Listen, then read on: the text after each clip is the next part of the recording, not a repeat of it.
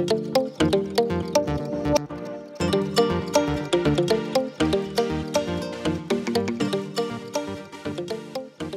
guys, ngayon magpapile naman tayo ng 2551Q para sa ating third quarter. Ang deadline nito ay October 25, 2023. So, ngayon, mag-start pa rin tayo sa pagpunta sa website ni BIR dahil may ibang comment na yun nga, medyo naguguluhan sila kung paano makakarating sa offline EBIR form.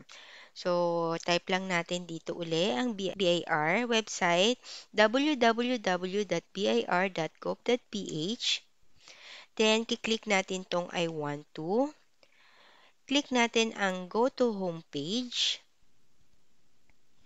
Tapos, scroll up lang natin. Click natin tong e-services. Scroll up. Click natin ang EBIR forms. Then, dito sa bandang gitna, makikita na natin tong to download offline EBIR forms. Package B7.9.4. So, bakit ba tayo lagi pumupunta dito bago tayo magsisimula mag-filing? Kasi baka yung nakasave na package sa atin dito sa ating desktop or laptop na ginamit dati ay hindi na updated. Okay, so ito B7.9.4 siya dito sa website ni BIR. I-check natin kung ano yung nakasave sa atin. Kung parehas din siya, sakaling hindi na siya parehas, i-click mo lang tong here para i-download yung bagong package or yung updated na EBIR form. So, check natin dito sa nakasave sa amin. Type natin ang EBIR. So, dito sa may taas ng screen, dito sa left side, mapapansin nyo yung offline EBIR form, package B7.9.4.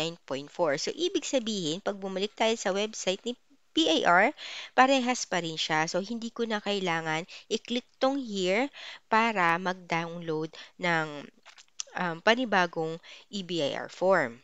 Okay? So, pupunta na tayo dito sa profile. So, pagdating natin dito sa profile, ang itatype lang natin dito sa TIN number ay yung TIN number na doon sa COR natin. Kung ilalagay lang natin ang TIN number na kung ano yung nakalagay sa COR natin.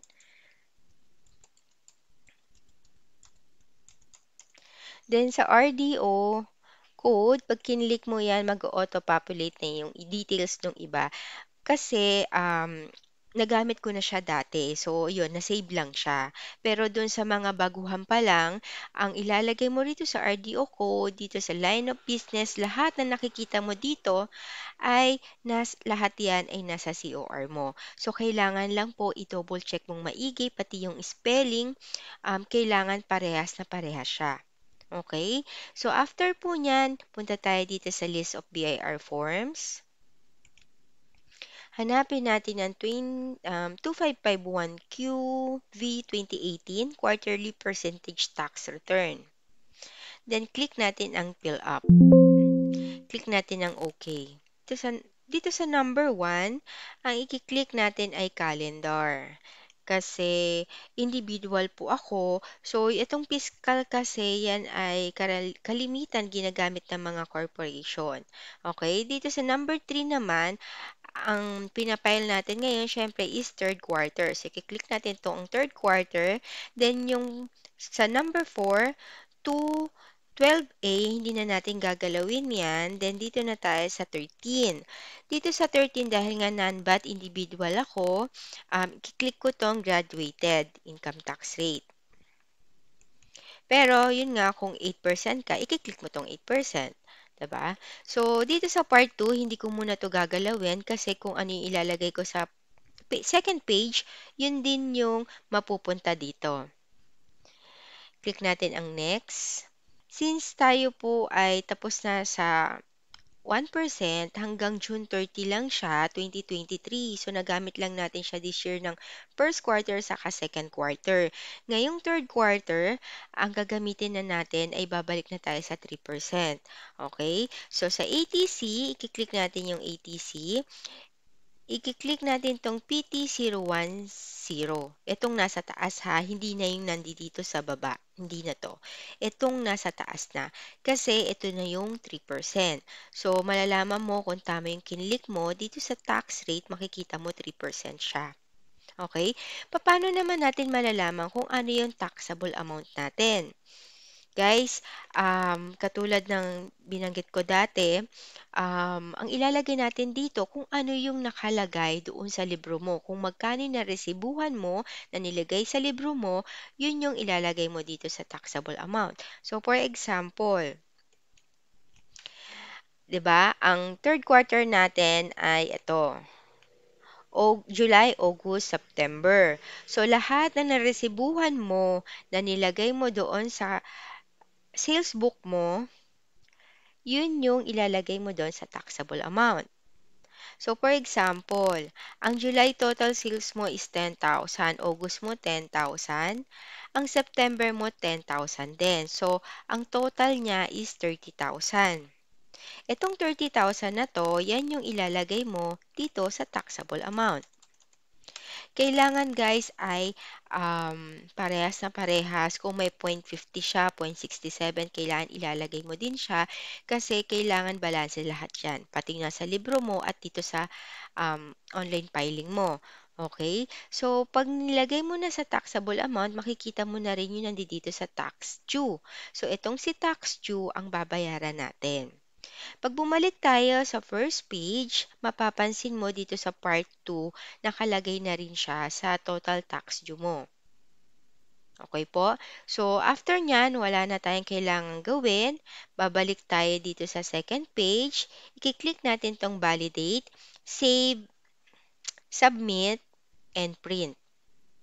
Okay guys, itong tutorial na to ay sample lang po. Kaya hindi ko po siya ma-validate, hindi ko rin siya ma-save kasi yung amount na nilagay ko dito ay sample lang. Okay po? So, for example naman, kung naka 8% ka, po pwede naman. Click mo tong 8% pero mapapansin nyo, nag-0-0 lahat. Pati dito sa second page, nag-0-0 na rin yan. Bakit po? Kasi po, pag naka 8% po tayo, ay exempted po tayo sa payment dito sa ating percentage tax. Pero kung sakaling sa COR nyo, meron po kayong nakalagay doon na 2551Q or percentage tax, ibig sabihin kailangan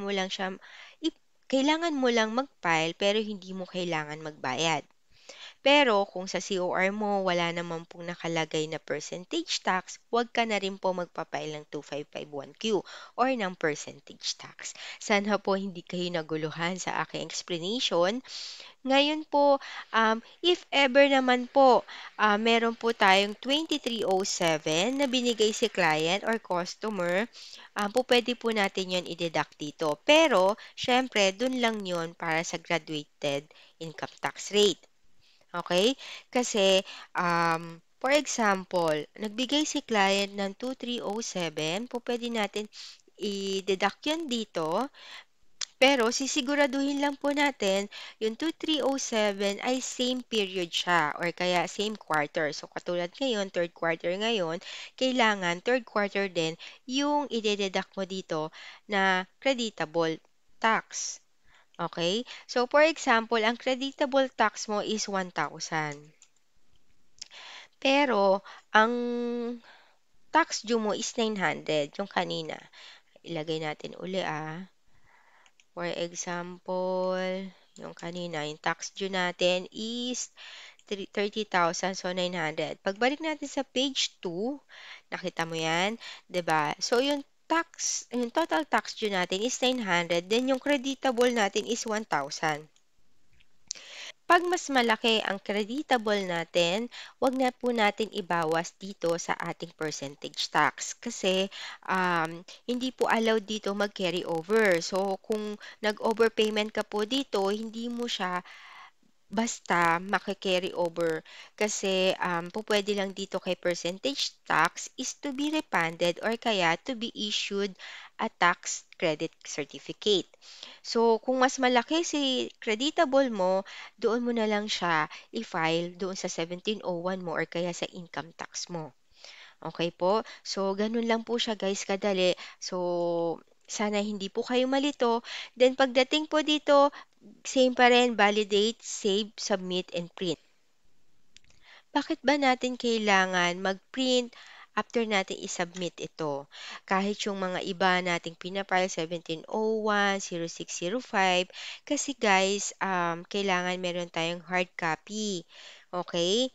Pati na rin ang acknowledgement email galing kay BIR after mo mag-submit nito, saka yung proof of payment mo.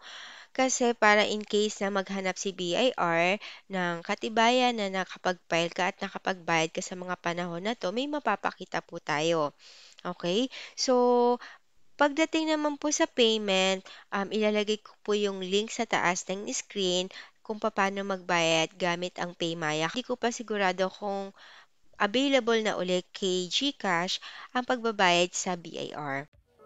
Kung nakatulong po sa inyo ang video na to, please don't forget to like, subscribe, and hit the bell button for more updates.